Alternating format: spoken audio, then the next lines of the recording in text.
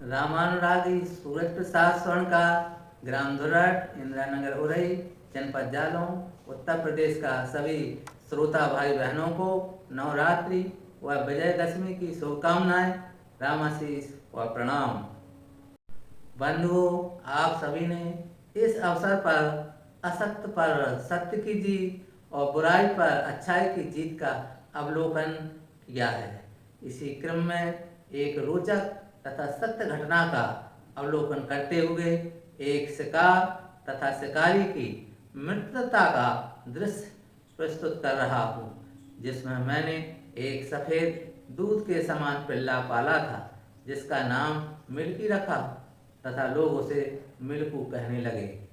एक दिन आंगन में मिल्कू बैठा है, उसके पास 2-3 गौरैया आईं और मिल्कू के पास बैठ गए। मुझे लगा कि मानो वे आपस में बात कर रहे हैं।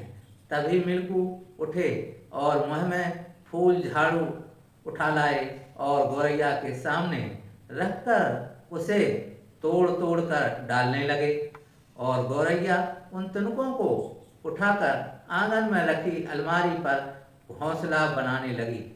इस दृश्य को मैं स्वयं देख रहा था। जब गौरैया के बच्चे हुए तब मिल्कू अपनी कटोरी में रखी दूध रोटी को बच्चों तथा गौरैया के लिए छोड़ देते थे। मिल्कू अपनी रोटी खुद खाते तथा अपने पड़ोस के कुत्तों को भी खिलाते थे।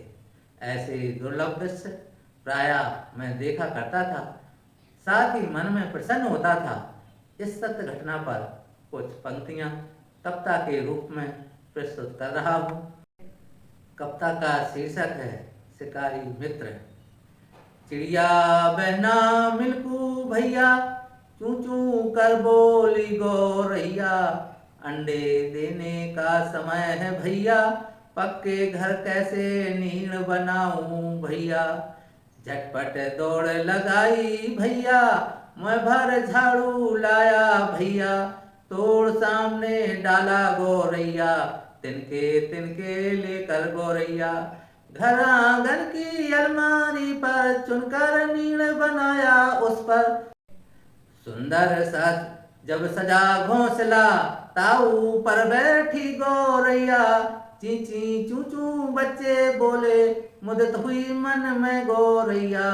ची ची चू चू शोर सुना जब धाये मिल्कू भैया, बोले हु पूछ हिलाई, हुए प्रफुल्लित मिल्कू भैया, परहित सरस धर्म नहीं भाई, मधुर बोल बोली गौरैया, सही समय पर हुए सहाई, मित्र हुए मिल्कू गौरैया।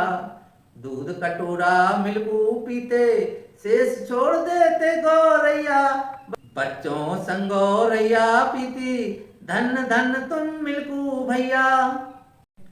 प्रस्तुत कविता को ध्यान में रखते हुए हम सभी लोग सारे जीव जंतुओं में परमात्मा का स्वरूप देखें तथा उनकी उचित रूप से देखभाल करें। इसके लिए कुछ सुझाव आपके समक्ष प्रस्तुत करता हूँ। जैसे आजकल प्रायः लोग बचा हुआ भोजन व खाद्य सामग्री पॉलीथिन में पैक करके उसे कूड़ा घर में डाल देते हैं, जिसे गाय बछड़े व सांड खा जाते हैं, जिससे उनकी अकाल मृत्यु हो जाती है।